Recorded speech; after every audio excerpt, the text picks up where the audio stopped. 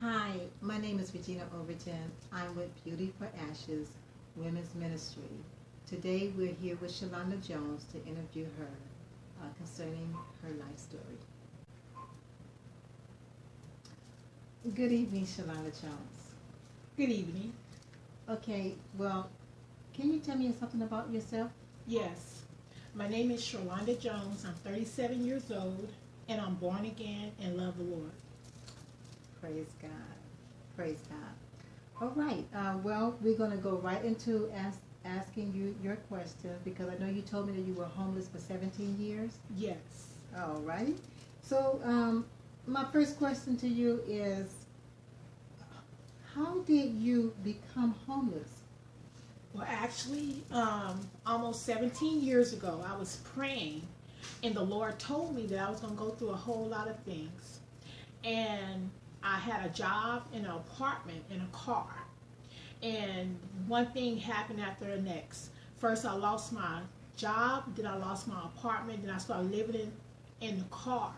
Then once I lost my car, that's when everything started happening in my life because I lost my car and I had to result in living on the streets.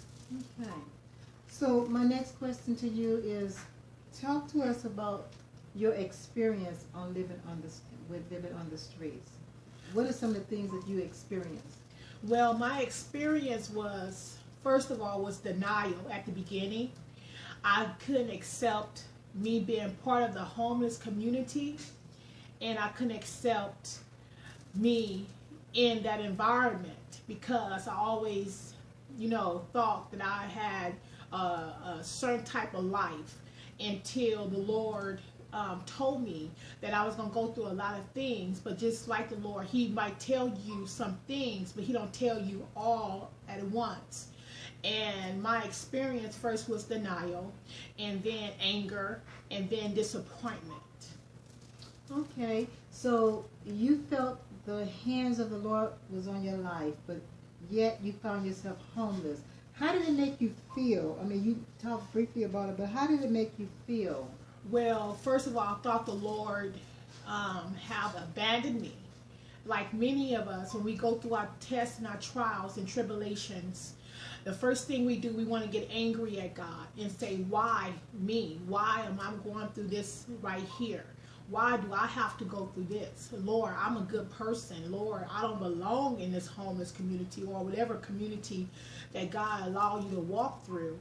And second of all, I had to face a lot of different things that I didn't want to see in myself.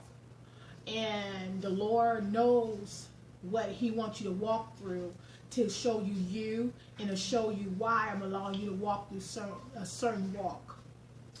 Very good. So actually, you were saying that the Lord was, you knew that the Lord was with you, but He was taking you through something, and you just at that time just didn't really understand what He was taking you through and maybe why. Yes. Okay. Now, I want you to talk to us about you had to, so you were on the streets for 17 years, and I know being on the streets, and I know that, you say you walk the streets in the morning and the afternoon and at night, early in the morning, and it was dangerous. So tell me some of the things that happened to you while you were walking the streets, Okay. on the streets.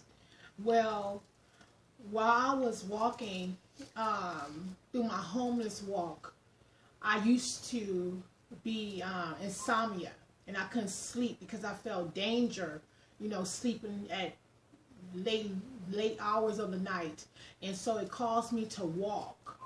And I used to walk the streets at 2 o'clock in the morning, to and fro from Compton to Gardena, and that's when I used to get harassed by the police officers, and that caused them to think that I was 5150 because of my outbursts, and so they had me go in and out mental institution for almost 11 years. And one day I was in a mental institution, and I was looking at myself, and I was saying to myself, what do you want from God?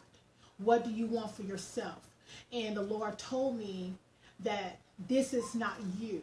I'm not calling you to be left alone. I'm not calling you to just have no hope on the streets at 2 o'clock in the morning. I allow you to walk through for other people because you have a testimony that you can share to them to give them hope in that kind of community.